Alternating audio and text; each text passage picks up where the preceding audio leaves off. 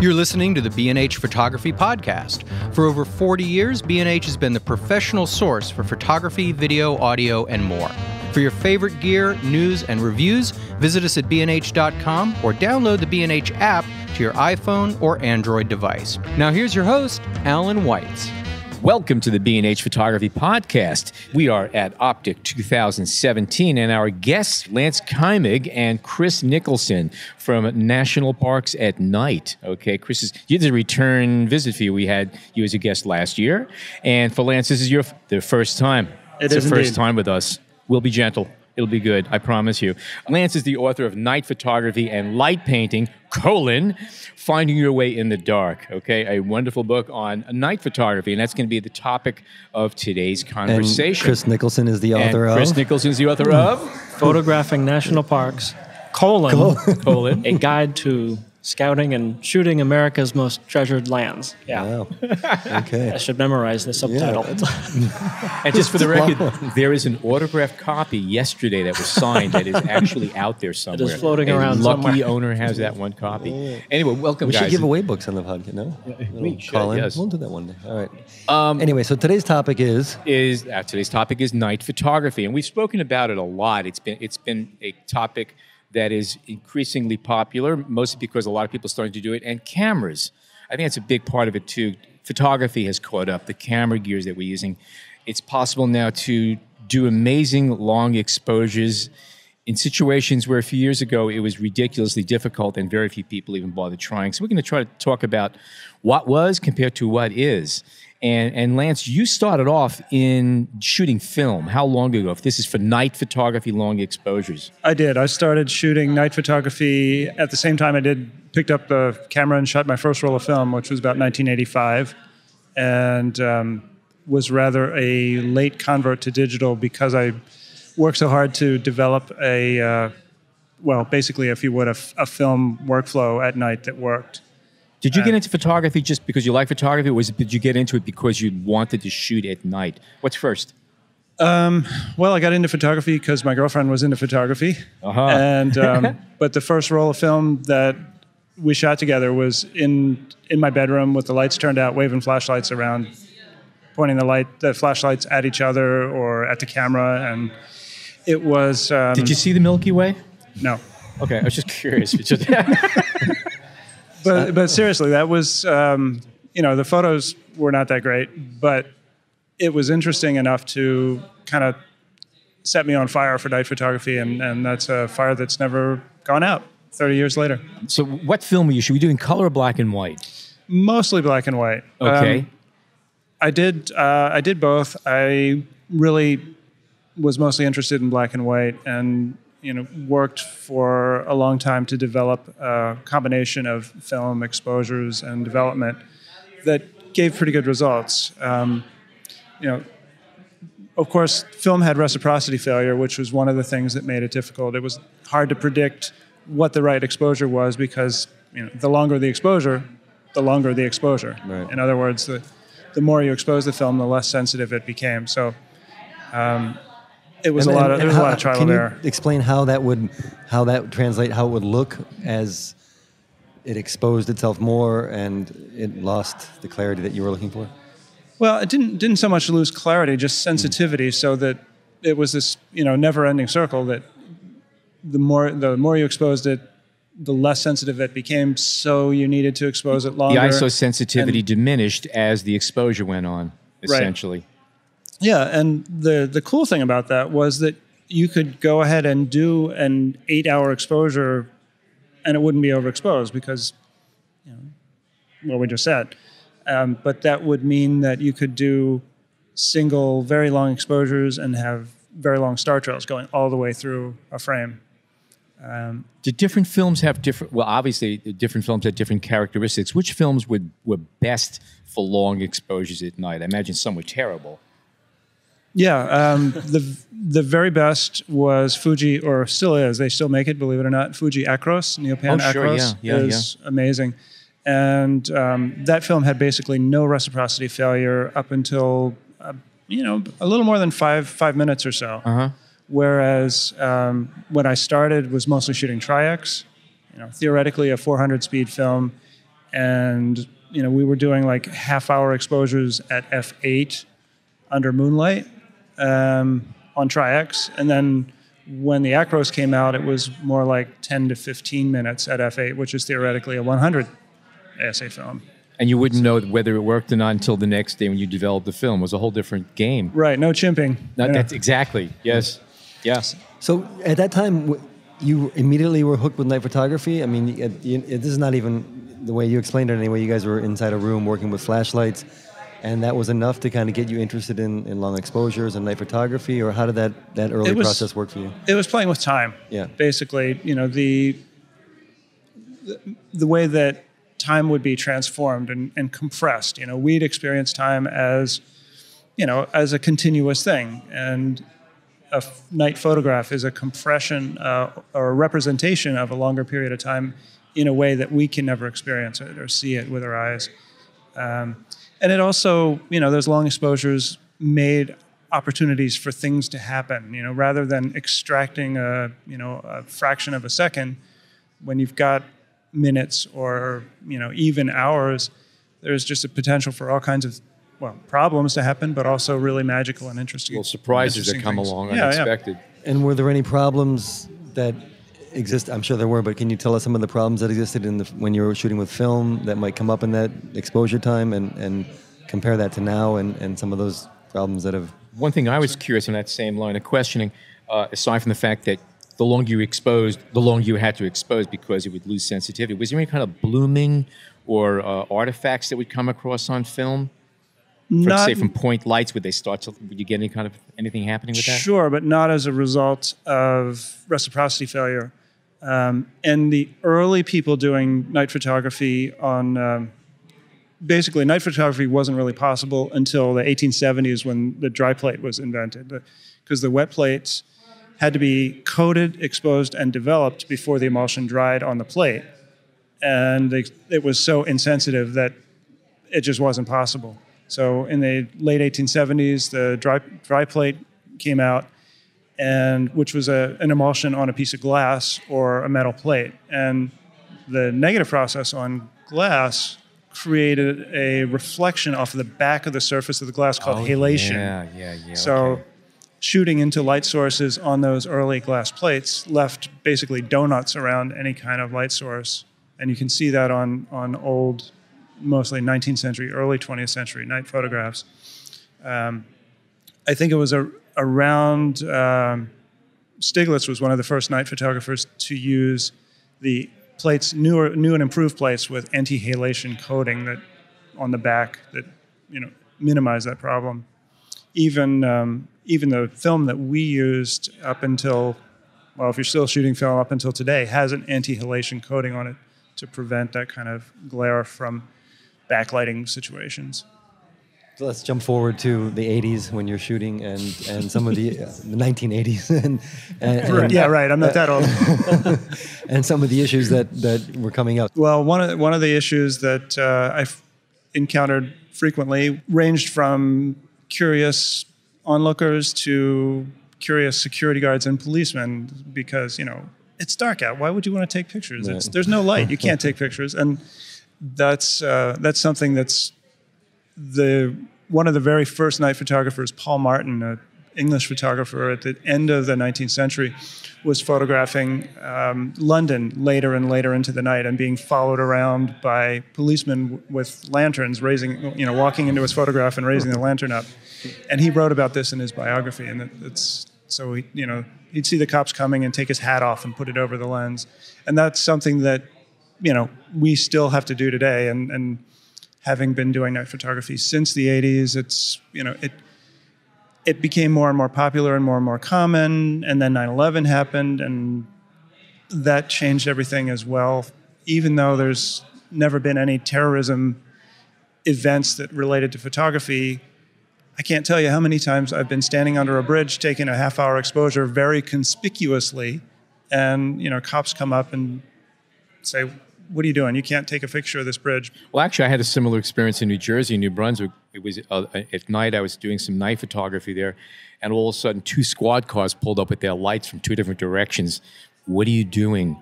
I had no idea there was a federal building. I was just doing a detail on the corner, and they give me the 3rd degree. And yeah, I'm there at night on a Sunday evening, there's no one in the streets, and I'm taking pictures of a federal building. Well, yeah, I guess I'd stop and ask questions too. But yeah, the suspicions are up a lot. At what point did you start playing around with digital? Because the earliest digital cameras were nothing to write home about. At what point did you say, hey, this is worth experimenting with? Which camera was the first one that proved useful for night photography?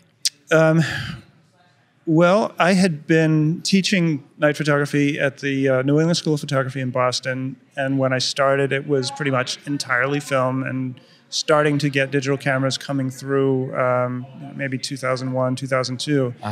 And at that time, they were limited to pretty much 30-second exposures at native ISO. Otherwise, they were just too noisy to be useful. I was shooting commercial architecture at the time, and that was one of the later things to transition. So I was still shooting 4x5 film. And I was also photographing artwork for galleries and museums, which was pretty much the very last thing to transition from film to digital. Yeah. So I took the plunge in 2005 and bought the 5D, the original 5D, and that was really, I think one of that and the D700 were the cameras that made digital night photography practical. What are you using now? 750, D750. Okay, that camera comes up a lot. A lot of people are using that camera. Yeah, just remarkable high ISO performance and ability to lift underexposed shadows without bringing a whole lot of noise in there.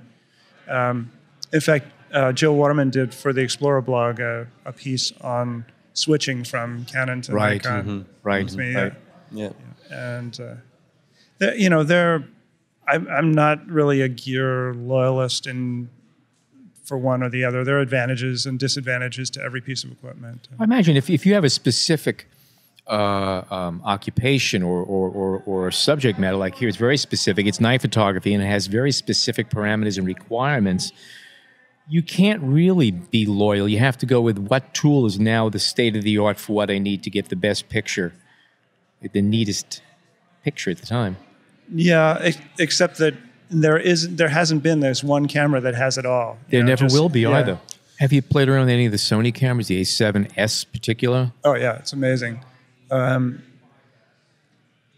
again, there's the situation where no camera's got everything. The image quality is fantastic. The high ISO performance is fantastic. The image on the live view of that camera is extraordinary in low light conditions, which is, by the way, one of the things I don't like about the Nikon cameras is the live view is really noisy in low light conditions. Okay. But the image quality is a lot better than the Canon cameras that I'd used previously. So, can we jump back into during the film years? What kind of camera were you using, or did you switch a lot, and specifically for night photography? Okay.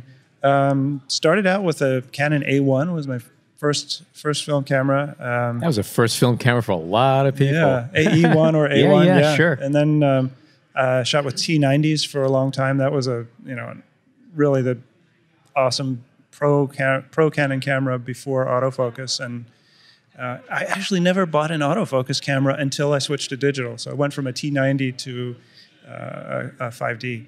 But mostly I was using Hasselblad equipment and an Ebony 6x9 view camera. Okay. Which I still have that one and still use it on occasion, and that's. Do you find so? How would you compare the digital cameras using today to the larger format black and white cameras that you used to shoot with film? There's not much of a comparison, really. For me, the biggest part of the difference is in the process. Of course, with film, you've got this, relationship between exposure and development and choosing the right combination of chemistry and film. Coming from an architectural photography background, night photography is kind of a natural thing because of this very slow and methodical way of working. So that, that makes the transition easier. But I miss working with the view camera. I really enjoy I have perspective control lenses for my digital camera, but it's just not the same as. It's almost not quite a cigar. Yeah, They're great, and they're not the same. You know, I love the process of both, you know, working in the field with a film camera. I love that mystery of the suspense, you know, like rushing home to, I can't wait to develop this film and see if, you know, see what I got. So that element of suspense is gone. But on the other hand, it's great to know that you're going home and you got it, you know? Well, Did you ever try to compromise and say, you know, I'm going to shoot digital, but I'm just going to turn the monitor off and just make believe I'm shooting? Have you ever done that seriously? No, I haven't. Because you say, you know, you're missing this, there's this little element of wonder and say, did I get it? Turn off the monitor and you'll have the same experience, right or wrong? I don't think so. Because you know you're going to cheat. But, but then in night photography and with long exposures, you still get some of that element of suspense, right? Because you have the time factor is built into it, and you have to wait to see. And even when the camera is working to process the image, there's that delay, and you have to. I mean, obviously, it's not the same as going home, and well, failure is kind of clear after you see it, but. Yeah, sure. That's absolutely true, and I think that's part of why it's held my interest all this time, because there is, you know, that transformative element of compressing time. Mm-hmm. I think it's less of an issue now, especially that newer cameras we're shooting at higher and higher ISOs. You know, here's a huge difference between the film and digital. You know, your only option was a long exposure when you're shooting film. You know, you know, we had T-Max 3200 and Ilford Delta 3200, which both had really bad reciprocity failure. So they weren't, you know, you're basically shooting like a 400 speed film. And I imagine the grain was a little bit too rough on those two, right? Sure. Because they were not fine grain films. Okay, well, think about shooting, you know, 6400 ISO with an early DSLR. You know, grain/noise was a golf problem balls as well. Yeah, but now it's commonplace for even entry-level DSLRs or mirrorless cameras for people to shoot at 3200, 6400, which enables for the first time recording stars as points of light rather than star trails. So that was part of the unique signature of night photography before, were these long star trails. And now, you know, you can photograph the galactic cloud of the Milky Way with a 10 or 15 second exposure, which was absolutely unheard of. Some of the things that impressed me, I go through Gizmodo a lot, and we're all kind of junkies on that. And it's not unusual now to see that, or Petapixel, for instance, people shooting handheld photographs of the Milky Way through plane windows, you know, and it's like a handheld is for 12 seconds, and there is a sharp picture, and you can see all the detail and the wing. It's like you couldn't do this earlier than that. But does that kind of disappoint you a little bit, the fact that you can just be sitting there on a plane and just blocking off the window and hand holding stuff that you'd be knocking yourself out all night long, sitting there shivering in the desert to do? No, not really. Actually, I think it's pretty exciting that these kind of things are possible. You know, how long is it going to be before we can stand with our phone and you know, just do a fraction of a second Milky Way photograph? Maybe, maybe not, but it's certainly getting closer. But you know, there are going to be people who do that, and then there are going to be people who are devoted to the craft of, you know, fine photography, whether it's night photography or any other kind of photography. You know, now everyone is a photographer, but not everyone is a good photographer, and everyone will never be a good photographer. I would say everyone's a photographer, but not everybody knows how to take a picture. Maybe we could jump over to Chris here. And how you been, Chris? I'm good. I'm maybe enjoying. Should we get you another cup this. of coffee? Maybe just talk a little bit about this idea that I would imagine that for you guys and other night photographers, that the process is half the fun. I mean, being out there at night, maybe it gets cold, maybe you get tired and whatnot, but being out and spending that time, and even the time during exposures when you're talking with friends and you're with people, I imagine that's half of the pleasure, half the reason you're doing absolutely. it. Absolutely. And it's something that I think Lance and I were just talking about a month or two ago when we were in Joshua Tree. During a long exposure. During a long exposure, there's lots of time to talk. But I was thinking about, you know, like I was traveling with Matt Hill last year, who's another of our business partners. And Matt, I find Matt funny because after a shoot, we could be out until 3 in the morning. We get back to the hotel and Matt cracks open his computer, dumps his cards, and he sits there editing. He doesn't go to sleep until he's, you know, until he's done. It's like, oh, I got these 4 great photos. I'm so excited about it. And then he can go to sleep. Me, I can wait weeks before doing that.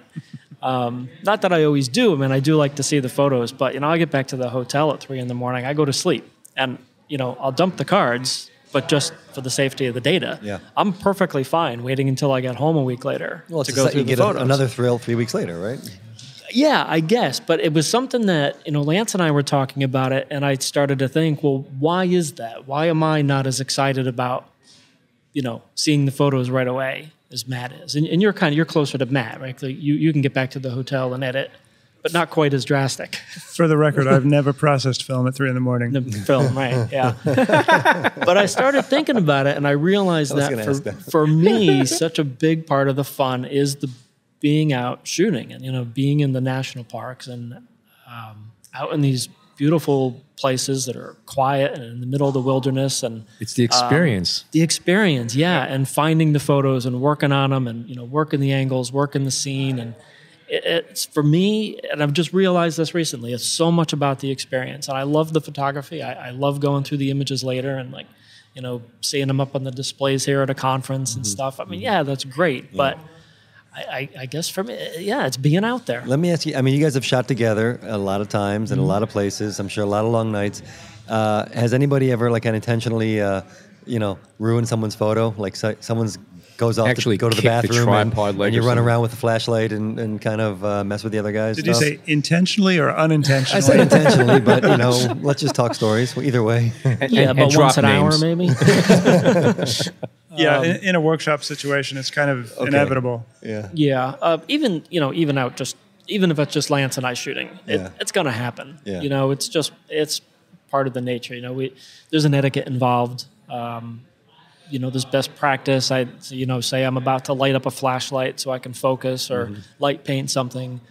I'll say, Lance, are you open? Right. You know, and if he is, then I'll wait. And if he's not, I can go ahead with it. But sometimes you get caught up in the moment, or you don't hear somebody, or, you know, so it happens. Yeah. And it's something you just have to understand when you go out there. Sure. I am going to mess up somebody's shot at some point, and somebody's going to mess up mine, and you just roll with it. And there's things you can do to deal with it too. You know, sometimes if somebody turns on a light in the middle of my exposure, maybe a car goes by or somebody's flash, I'll just let it finish, because who knows, there might be magic that happened in that moment. In fact, I was just joking with Lance last week. 2 weeks ago, we finished up our workshop in Cape Cod National Seashore, and the last night we were out shooting, and I was doing a photo, just a dune fence with the dunes and the stars in the background, and right as I started my first one of the workshop students was leaving, and she turned on her headlamp or something, and I said, oh, great, you know, there's a 4-minute exposure down the tubes.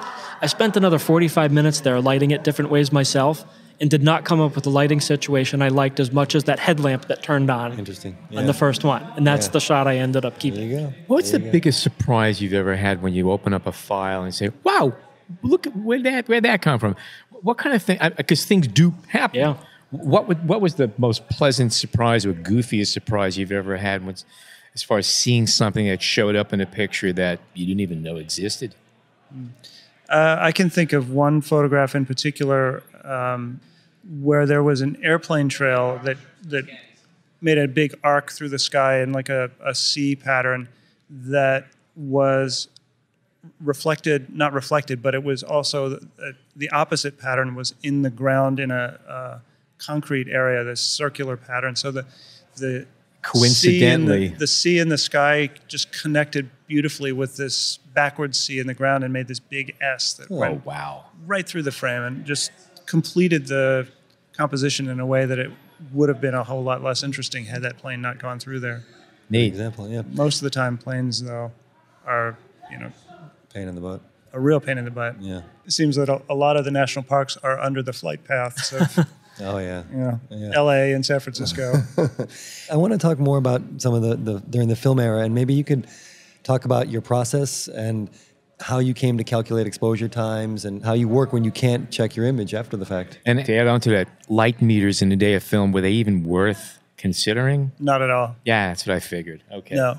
Autofocus was pretty much useless, and for the most part, light meters are not particularly useful. In low light situations, moonlight or less, the meters just aren't accurate. And in urban situations where you've got little pinpoint light sources and lots of dark areas, that it's just not, you can't really get a good reading. Once I realized that night photography was something I wanted to pursue seriously, I moved to San Francisco to study with a guy named Steve Harper, who developed the first college-level class on night photography. So a lot of what I learned was through Steve and his classes. And basically, it was just a lot of experimenting and note-taking in different conditions. And you had to repeat it over and over again and compare notes and compare films. I never went to the point of, plotting film curves on a densitometer, but I certainly would, work to improve my negatives so that I could make, as close to straight print as possible without a lot of darkroom manipulation. And it was, again, just trial and error, using different combinations of film, and chemistry, exposures. I basically had, a chart that would be, updated over time. That there was an exposure guideline and a separate film development guideline. What kind of developer did you use? What was your favorite for? I just have to throw in plotting film curves on a, who even knows what that means? Like, the depth of your knowledge just blows me away. Yeah. Usually plotting, that kind of stuff, is done by photographers who spend so much time plotting exposures they never take pictures. Okay. That is so true. Right? That is absolutely so true. Yeah. I hate to insult the geeks, but I know too many people that make their career is measuring their apertures and their lenses. It's not really 5.6 or f8. It's like, who cares? Yeah, they get sucked into it and they never take a picture. Yeah, they're the guys with the 8x10 cameras that take a picture of the side of their house and spend like 6 months plotting film curves to get it just right. Yeah, but they match that grade dead on. That's right. The zone system. Where the heck were we? Developers. Yeah, my favorite film developer combination that was what I still work with today, and I probably came to this probably in the late '90s, was Xtal film developer and the Fuji Neopan Acros film. And both are still available today. Both are still available. Okay. Yeah. So the Xtal developer diluted to 1:3, which is usually it's either straight or 1:1, but the dilute developer with reduced agitation was the way to basically keep your highlights from being blown out and allow the shadows to develop first, or develop over time. Because the more densely exposed parts of your negative, the highlights would develop very quickly. And if you let the film rest in the developer without agitating it, the developer that was in contact with the highlight areas would exhaust itself. And the developer that was in contact with the less exposed shadow areas would continue to work. So another favorite developer was Diafine, which is a two-part developer where you do 3 minutes in A and 3 minutes in B. And you pretty much do any film and get really decent negatives. The biggest challenge was, getting enough meat on the shadow part of the negative, and then in the developing process, getting whatever information was there to develop without having blown highlights. And how much is the grain affected when you get into these longer exposures? I imagine it's also based on which film you're using, but that's also probably a critical thing, because if it starts clumping up too much, there goes your detail. Well, it's interesting because that's one way that digital and film are pretty similar. Obviously grain and noise are not the same thing, but you have more grain in the shadow areas just the way you have more grain in the film area, in the shadow areas on on digital noise. photographs. Is it more easy to manage though digitally? I would imagine it is. Through post Yeah, sure, processing. and stuff sure. like- yeah. You know, the what you can do in Lightroom or Photoshop far exceeds what we could do in the darkroom. But you know, we would basically just print it dark. You know, so if Yes. you have lots of dark black areas with minimal shadow detail, there wasn't any grain. And how about working with color film? Did you shoot much in the day with color in terms of night photography? And what differences did you find? Yeah, the color negative film was certainly better than transparency film because it had a wider reciprocity failure, not wider exposure latitude, excuse me. And my favorite film of all time was for color was Fuji NPL, L for long exposure. Right. It was a tungsten balanced film, mostly used by architectural photographers, and that was it was really fun to shoot color negative film if you're doing your own printing, so C-prints, you know, in the wet darkroom, because working in mixed lighting situations, there was tremendous opportunity for surreal colors, and because you can't color correct or color balance for multiple light sources, just as well we can now with some work in software, but back in the darkroom it was, you know, you balance for the sodium vapor or you balance for the mercury vapor or the fluorescent lights, but not for... And everything else goes to hell. Yeah. But that was, you know, that was the good thing. That was what was cool about it, was because you had these really bizarre and surreal colors. If you were trying to shoot film at night and get realistic natural colors, forget about it. You know, you just pull your hair out. But now, just as a side note, the world is switching from sodium vapor and metal halide lights to LEDs. yeah. It's becoming, you know, more It's uniform. more predictable too. Yeah. Yeah. The light is more uniform. A lot less yeah. interesting too. Huh, interesting. Yeah, that's a good point.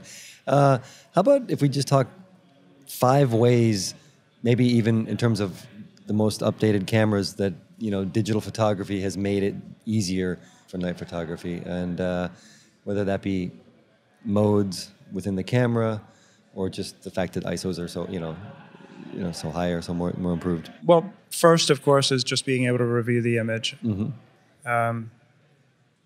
The level of sophistication of the technology that we can, you know, the cameras are a lot easier to work with.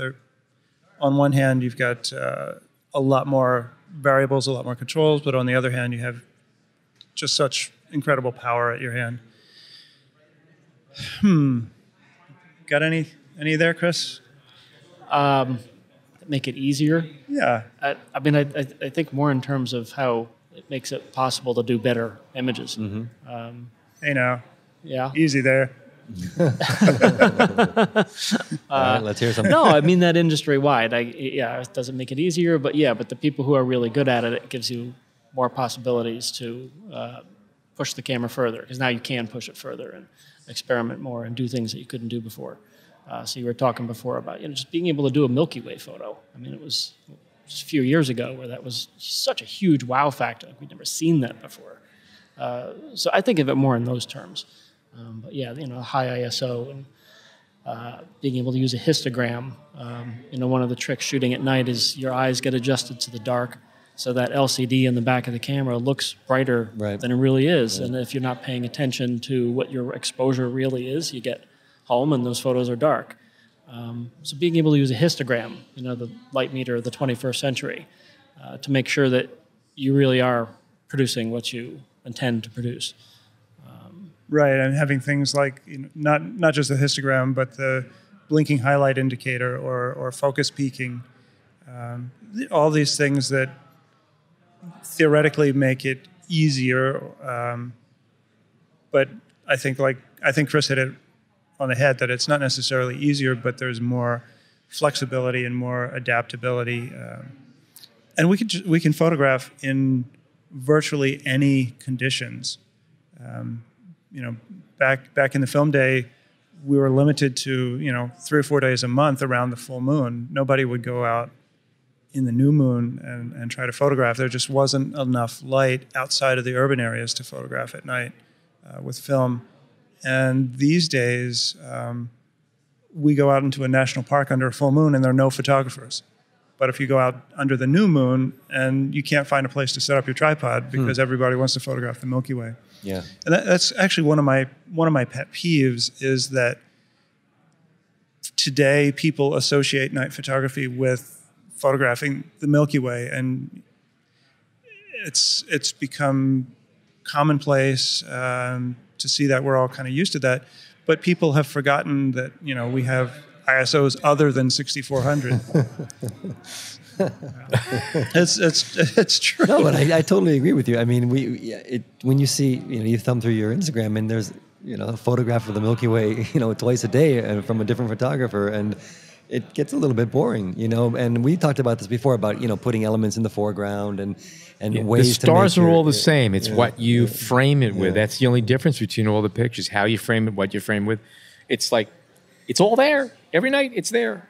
So what do you do with it then? Just up in Cape Cod, Lance had this great idea where the Highland Lighthouse, beautiful lighthouse, and had the Milky Way going over, and Lance did a stitched panorama of that, which is more complicated than it sounds. I mean, doing a stitch pano is, it's not a basic technique to begin with, but on top of it, you've got a lighthouse that's throwing out light in the middle of 20-second exposures, and just having to deal with that as an exposure issue, along with a stitch pano. It was pretty wild to see you tackle that.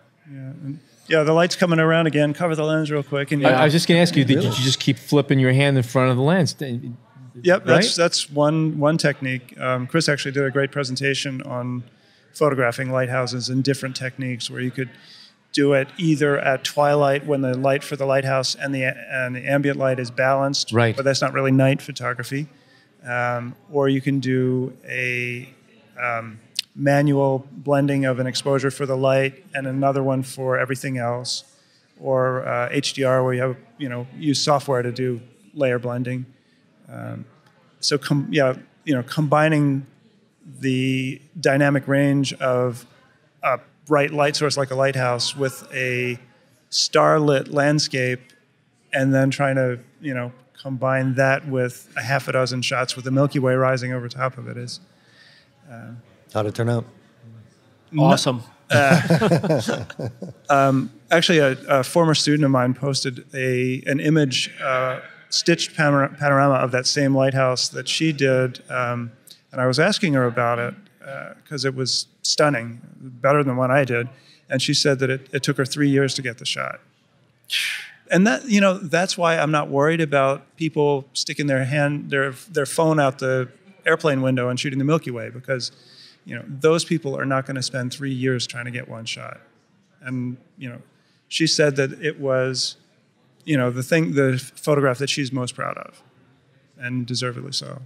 And I think that points to an important concept that, the technology is getting better, and there's things that are easy now that were hard before, but the good photographers tend to be the ones who are pushing the limits of the gear. And this better gear just means that there's new limits to explore, and there's new photo opportunities that we haven't thought of yet because they weren't possible yesterday. So even though the gear's better, more people are using it, and there's more people who think of themselves as photographers, the leaders are always going to be the leaders in finding something new to do. And it's a good thing. It's how the industry goes forward. It's why we do images today that we couldn't do yesterday, and it's why there's going to be images tomorrow that we can't do today. Yeah, spot on, Chris. Good job.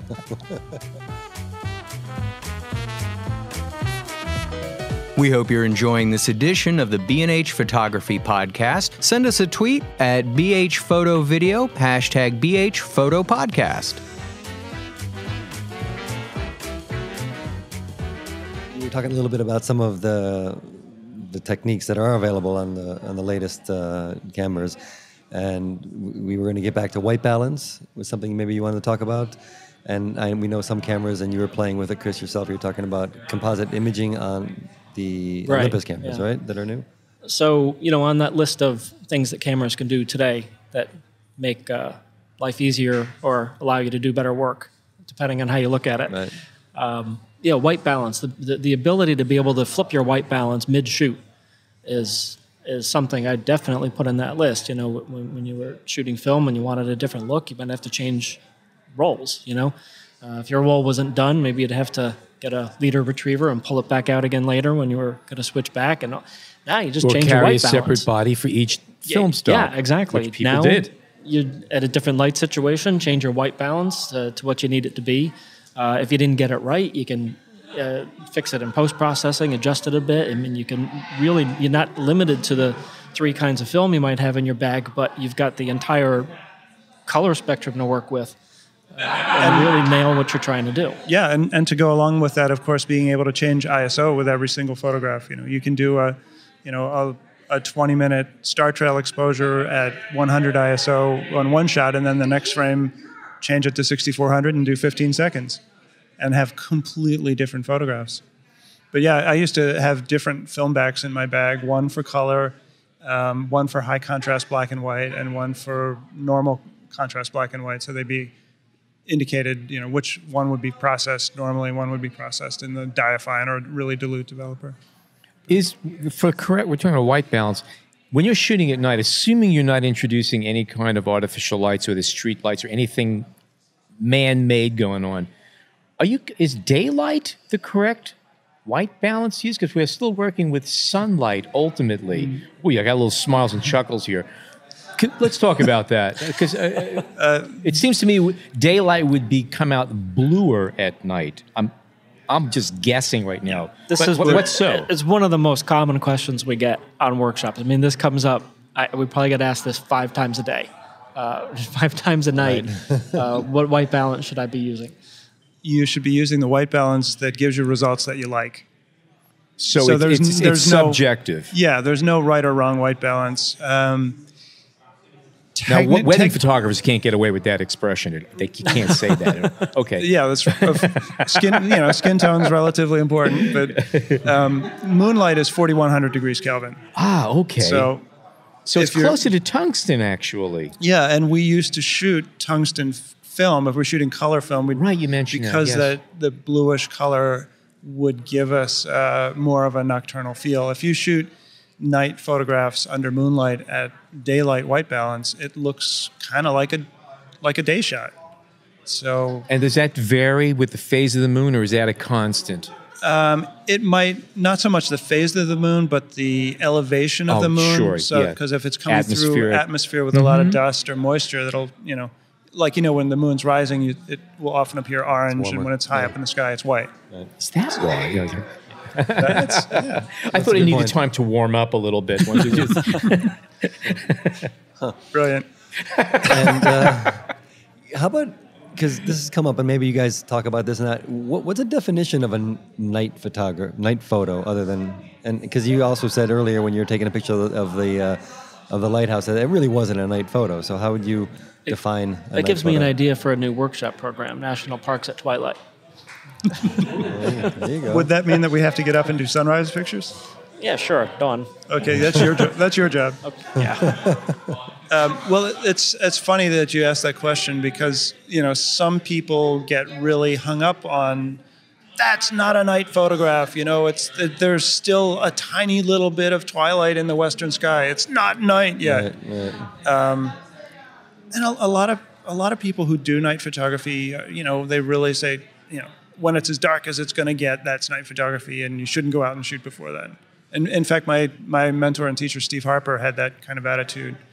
But one of my favorite photographers, and I'll say photographer because he considers himself an anytime photographer rather than a day or a night photographer, Michael Kenna, who was the keynote speaker here last year at the OPTIC conference. He's known for doing a lot of long exposures and a lot of night photography, but if you ask him, I'm an anytime photographer, and he doesn't differentiate, and he doesn't particularly care if a day photo looks like a night photo or a night photo looks like a day photo. And I think that probably comes from one of his major influences was Bill Brandt.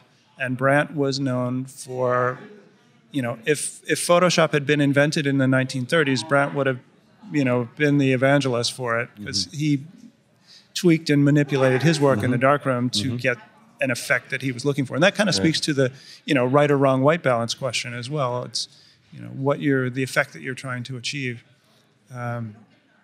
So can you take a night photo in the daytime? Sure. You put 10 to 13 stops of neutral density on your in front of your lens, and go. and do 4, 5, 6 minute exposures. It only works in specific conditions, right. But there are photographers like David Focos and Michael Levin who've made careers out of that. Probably others I'm not thinking of right now. Well, if you go back to early cinema, they didn't Chip photograph Farrelly at here in night. New York. Yeah, right. Yes, motion pictures that when they did night scene, it was shot during the day with like dark blue filters to emulate the look of a full moon illumination. But it was all shot at daylight. They couldn't shoot at night. It didn't exist. Yep. John Ford, a lot of those westerns, Yeah, obviously they're pretty famous for that day for night stuff. Yeah, interesting. And any other? I mean, you just mentioned 3 photographers, but are there any night photographers or long exposure photographers that you like to talk about or mention? I can't believe you just asked Lance that question. How much time do you have? We're here till 6. 20 minutes. It's going to take that long. Go for it, Lance. Well, if you ask me that question, I'm going to alphabetically. Of course. I'm going to talk about Bresai and Bill Brandt and lesser known photographers from history like Harold Burdekin and John Morrison, who were inspired by Bresai's work, along with many other people. The great train photographer O. Winston Link. Oh yes. The stuff he did in the late 50s was just absolutely mind-boggling. For contemporary photographers, there are so many people. Night photography has become specialized. You're just not a night photographer anymore. You do a particular sort of thing, light painting or light drawing or astrophotography or star trail photography or any kind of thing. I just want to jump back to that. You mentioned Winston Link, whose work I always loved. For those of you not familiar with the name, he photographed trains back in the 50s, very elaborate. Now, he photographed at night, but would you call him a night photographer? Because his sets he lit everything, for ridiculous detail. Yes. So would you still consider that night photography? Well, sure. Yeah, I mean, the pictures were taken at night, but I look at those and they are so illuminated. Yeah. Well, he was using his experience as a commercial industrial photographer to basically light these enormous sets, and he was solving technical problems. He was, documenting the last steam railroad in the country, and wanted to illustrate. He was telling stories. He wanted to show these small towns and the life in the small towns as the trains went through. And there really wasn't, doing a long exposure with the train going by through the station, it's not going to tell that story. No. So he was using, hundreds of yards of cables and tons of flash bulbs. Cases of flash bulbs. Yeah, cases. That's right. Yeah, he had custom metal reflectors fabricated that would hold, like a dozen flash bulbs because he's trying to light, a black steam locomotive and everything around it. Yeah, right. So, he wasn't a light painter in the sense that light painting is typically working with handheld lights, but he certainly was a night photographer. I'd say the closest you'd come to light painting in his images, there was one shot where the train's going by and it's going alongside a drive-in movie theater, and he held detail on the screen. Well, that's the one picture he used Photoshop on. Really? Well, he did play around with that one? No, he didn't use Photoshop. But actually, I saw a lecture by his assistant talking about how that image was made. And all of his images, except for that one, were straight shots, single images. But he really wanted to. It's on the screen in the drive-in is an airplane. It's an F-86 Sabre jet, to be exact. Thank you. I could not have identified it. There's a train going by the drive-in, and there's a couple of kids sitting in the back of his car, the convertible car, and he told them he'd buy them tickets to go to the movies if they'd sit there and pose for him. But he really wanted to show these multiple modes of transportation, so the image of the plane was printed in the darkroom. Because during the long exposure on the screen, it just went white. A perfect example of that is, you ever see Hiroshi Sugimoto's theater series? Oh, yes. Lit by the light of the movie, and the exposure length was determined by the length of the film. Well, it's the same thing. The drive-in screen was white from the overexposure, and it made it very easy for him to just print that in the darkroom. I didn't know that about the Sugimoto. The exposure time was the length of the movie that was being screened? Yep. Yeah, he set up in the back of the theater, and the trailer came on, and he opened it up, and the movie was over, and he closed it. I just assumed he had a white light projected from the projector onto the screen. I didn't realize it was actually during a motion picture playing back. That's brilliant. Yeah. And those pictures are amazing. I may be mistaken, but I thought the name of the photographs was the name of the film. I'll have to check into that. I think actually Okay. I have that book He at may home. have the name of the theater and the name of the movie, I think. I never even got down to what was written. I was just staring at those pictures. I remember them very clearly. Those So, were Chris, amazing. what's your night photography taking you to right now? Are you doing light painting? Are you doing cityscapes? Or is it all just national parks? And how about astrophotography? Where are you going? Mostly national parks. Okay. Yeah. Doing some light painting and some not. Just whatever the situation calls Okay, for. all right. Shooting under moonlight, new moon. And do you go out mostly when you're leading a workshop, or do you go out on your own and experiment with new things? Both. It's a lot of what I'm doing is related to a workshop, whether it's on a workshop or preparing for a workshop or scouting a location for a possible workshop. Just from a business perspective, I'm trying to layer responsibilities onto a trip and maximize the investment. But anytime I get to spend in a national park is good for me. Sure. But during a workshop, we generally don't have a whole lot of time to photograph for ourselves, so we typically build in a couple of days on the either end of the workshop to reserve for ourselves to photograph. And are you guys always trying something new, or? I have a couple of different series of bodies of work that long-term projects that are going on, and one of them is in national parks, the lovely architecture of the outhouses. It's a project called Lose with Views. Trying to find. I often photograph the human element in nature. Mm-hmm. That's something that probably comes from Michael Kenna. He does as well, and it's so that kind of a goofy series, and I don't know what's ever going to come of that, but I hope you finish it. I look forward to it. I think it'd be a great series. There's some amazing photos. It sounds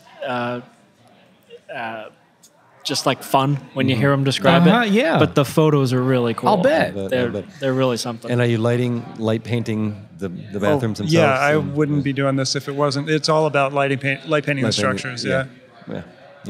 Well, thankfully, photographs don't have any odor. Well, I think that Sony's working on that actually. So yeah, scratch and stiff sensors they're coming out with. I understand. Yeah, cool. Yeah. Are there any particular spots that you guys love to photograph? I know you guys are national parks guys, but other than that, any countries, locations, particular parks? I can't get enough of Olympic National Park. We're doing 2 workshops there in September, and I can't even tell you how much I'm looking forward to. And be spending 17 days there, And do you guys camp when you're there, or you guys get hotels nearby? Sometimes. If we're in a workshop, we're usually in a hotel because, we need to be able to sleep well and shower so we can be presentable and coherent for the class in the morning. But, if I'm out on my own, I have no problem camping. I'm bringing a tent with me. And I like camping. It reminds me of childhood, camping with my dad and camping with my family. And, but also it gets you closer to the location, right? If you want to, I hate to bring up daylight, but if you wanted to shoot sunrise, you could drive an hour from the hotel to your spot, or you could camp next to it and get up in the morning and shoot. I love figuring out the dynamics of these guys' workshops here. Yeah. Well, you were talking about, half or more of night photography being the experience of being out there, and camping out in nature, it just, amplifies that experience and makes it a more, inclusive, holistic thing to, we were talking about that in Joshua Tree. Geez, I wish we were camping out here. Yeah. Yeah. Part of it is, being able to set up a tripod for a stack of long exposures. You're going to do a, couple hours of star trails. You can just crawl in your tent, leave the camera going, and then, Yeah, or the idea of doing an all-night exposure. I mean, You want to leave your $5,000 camera and $2,000 lens in the wilderness when you go back to the hotel, or would you rather camp next to it? Well, Michael Kenner actually spoke. He used to, for a lot of his pictures, he would leave his camera, set them up, and then go back and go to sleep and come back in the morning and collect it all. Sure. But he'd leave his cameras in different places. Yeah. Sure, but do you want to? I don't. Me, no. I'd rather just camp next to it. That's it, yes. I wanted to ask quickly about lenses, if there's anything that comes to mind. Well, in terms of lenses, fast glass makes it easier, especially if you're going to be going for those star points or Milky Way shots. You're pushing the limits of ISO, aperture, and shutter speed to be able to do this. So, wide, fast lenses are always the best. Do you find a big difference shooting at wide aperture for this type of work as opposed to stopping down a little bit? Is there a big difference in image quality? It all depends on what your tolerance is for image quality, and also what you're doing with your images. If they're living on Facebook, no. If you're making mural-sized prints, sure, of course.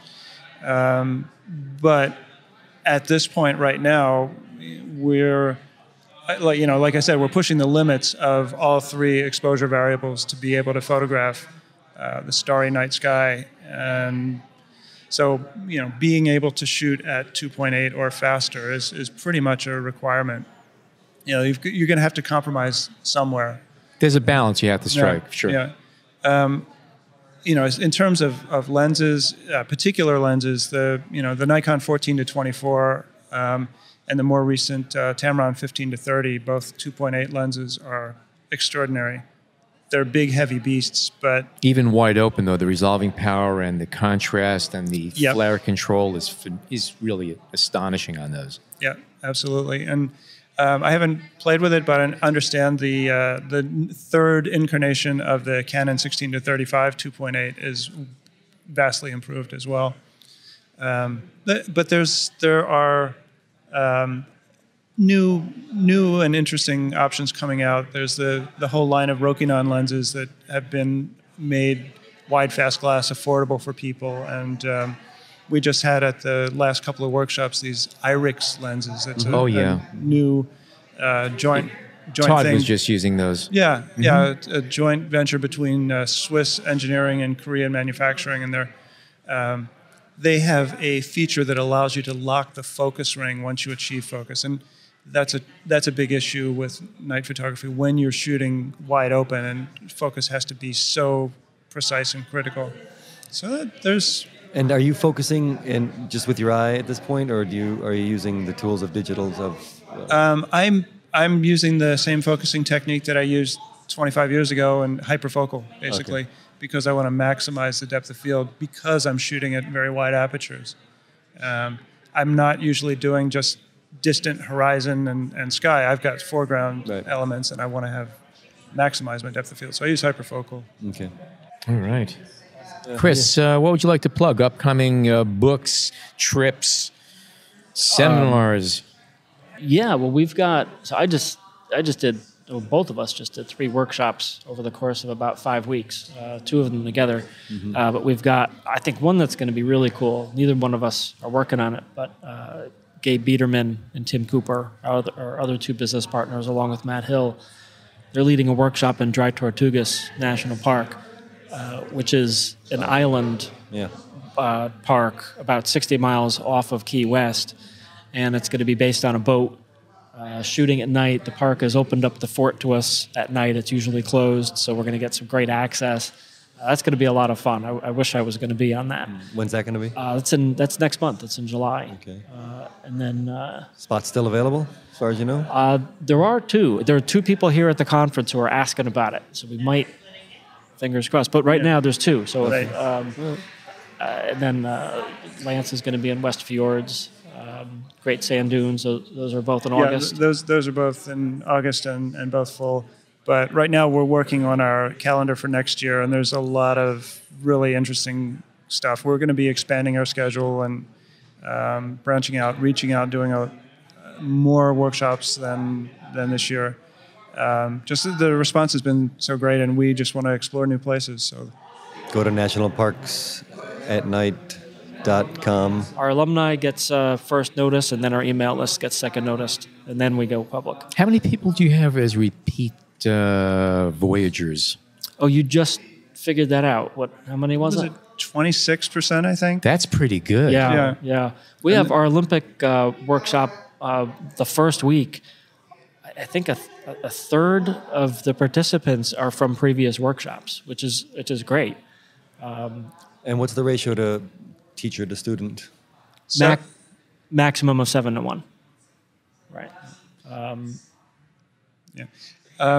With the night photography thing, people, when they first do it, they either get it or they don't. And like myself, they end up being, converts for life.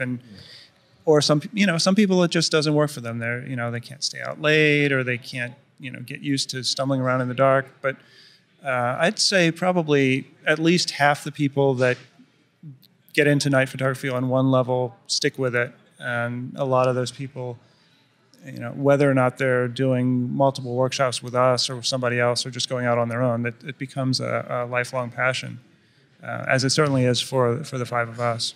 I know also there's a comfort level that comes, you're out shooting in the wilderness in the dark. It's more comfortable to be around other people than to be out there alone. I mean, I've done it a bunch, and there's still times that I'm out alone in the middle of nature, and there's bears out there. There's bears. Your mind can play tricks on you. It's just more comfortable. The safety in numbers. Sure. It's also nice to just have other people to work with in general, but even with night photography, it's nice to be able to ask somebody, hey, could you shine a light on that so I can focus? Or can you help me with the light painting? It's we have a complex concept. It's maybe easier to pull off if you have a person or two helping you. So even if you're not on a workshop, if you're going out shooting at night, it's just great to be with other people for all those reasons. All right. Lance Keimig and Chris Nicholson, thank you guys so much for stopping by. National Parks at Night. National Parks at Night, and there's always something new to shoot out there, eh? There is. Thank you for having us. Okay. Thanks, guys. Yeah, thank you. Cool.